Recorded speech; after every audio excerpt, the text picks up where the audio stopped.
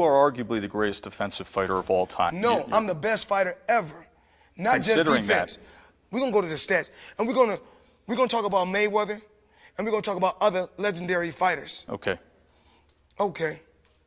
No fighter in history has landed on a higher percentage than Floyd Mayweather. In terms of CompuBox tallies? Exactly. I've took less punishment than any fighter in history. No fighter in history has beat more champions than I beat. They don't want to give me the props that I deserve because everyone else, they had a tough time. You know, all these other fighters had a tough time. I didn't have to have no tough time. I'm not that good, I'm that great that I made it look so easy. I'm just a special artist that paints a beautiful picture. See the passion in his eyes. That was Floyd Mayweather sitting down with our Joe Tessitore, always on the defense, both literally and figuratively, Skip. Were you surprised by those comments and that passion there? Stephen A. Smith, I wasn't surprised. It did strike me that these comments from your man Floyd Mayweather Jr. were extremely revealing, because here he is at this age and station in life and in his career, and he still feels compelled to try to convince us just how great he really is, because, in my opinion, Floyd isn't convinced how great he really is. So here's this man. He's 38 years of age. He's fought professionally for 20 years. 48 men have tried, as you always remind me, and 48 have failed. And here, number 49 comes on Saturday night, and Floyd continues to insist this is the end. This is it for him. Yet he's still trying to say that, we didn't hear the rest of this part of the soundbite, but he's saying, well, this fighter does this well, and this fighter does that well, but I do everything great. He even went so far in remarks to you, Stephen A., recently in Las Vegas, did Floyd, to disparage the great Muhammad Ali. I should say the greatest Muhammad Ali, to discount his rope-a-doping of George Foreman, all in the vein of trying to say, look, I'm even better than Ali was. But in the end, did Muhammad Ali have to tell us why he was the greatest? No, he just knew he was the greatest, and we knew he was the greatest, so he didn't have to keep beating us over the head with that. So here's a Floyd who knows full well his greatness is flawed. I always say he's the greatest defensive fighter. I don't know how you could argue that. Joe Tessitore said that in his opening statement that we heard there on the tape. And Floyd jumped all over it and said, no, I'm the greatest fighter, not just the greatest defensive fighter. But clearly, Floyd doesn't have great punching power. I bring it up all the time on the show because it's so painfully obvious to me, and I think painfully obvious to those 48 who tried and failed, that if we want to go pure knockout, I'm talking about knocking a man out cold, the way Marquez knocked out my man Manny, not technical knockouts, not the sucker punch knockout of Victor Ortiz. If we want to go back to Floyd's last knockout, unqualified knockout, I have to go to May 22nd, 1999. 1999. Somebody named Justin Juuko, J-U-U-K-O, Justin Juuko, that's his last pure knockout victim by Floyd Mayweather Jr. So he has to keep trying to convince us he's the greatest ever when all he's ever done is be the greatest defensive fighter.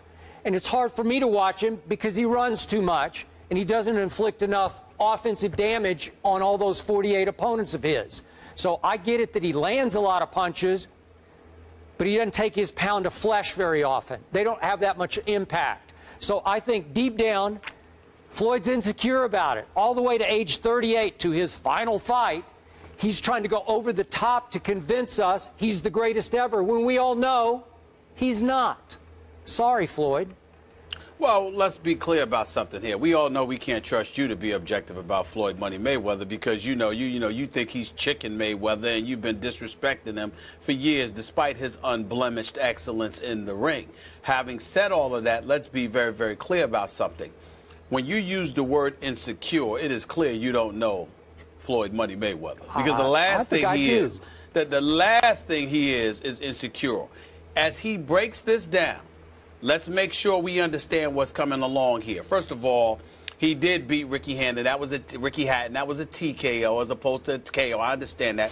When he was moving up in weight, you got to remember, he started at the lightweight. When he was fighting Diego Corrales was a knockout artist. Floyd steps in the ring with him, knocks him down 6 or 7 different times. Had the boy crying in the ring. God rest his soul, because he ultimately passed away in the car. I understand that. A lot of it was a long time ago.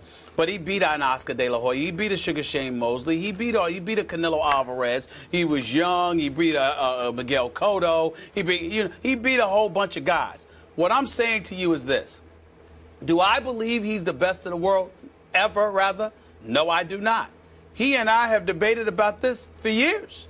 He and I go back and forth, and it was nice to see him talking to Joe the way that he talks to Joe, because that's how he argues with me about it practically every time we see one another.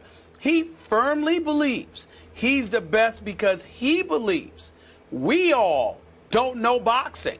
And compared to him, Skip, he's allowed to make that argument, because when you're considered one of the best ever, and I don't think there's any question that he's one of the best ever, then you have a right to question other people's intelligence about the sport you have mastered as a pugilist. So I'm not offended by that. But here's where it comes from.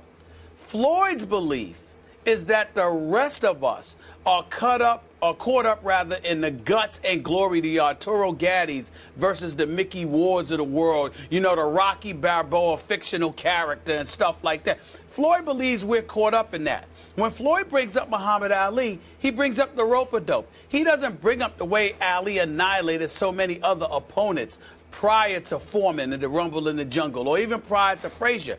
He doesn't bring up that stuff. He's caught up in the rope-a-dope. When he thinks about a guy like Marvin Hagler, he thinks about Marvin Hagler knocking Hearns out, but the punches Marvin Hagler took in the first round as well. He thinks about all of those things. So Floyd is the kind of guy who believes this ain't the UFC, this is boxing. The objective is to hit and don't get hit. And who does that better than me? That's what he thinks. That is why he believes he's the best.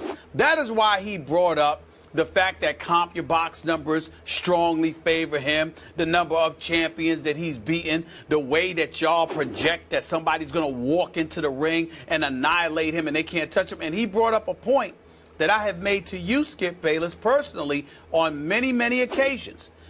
Manny Pacquiao is a huge example, rotator cuff and all.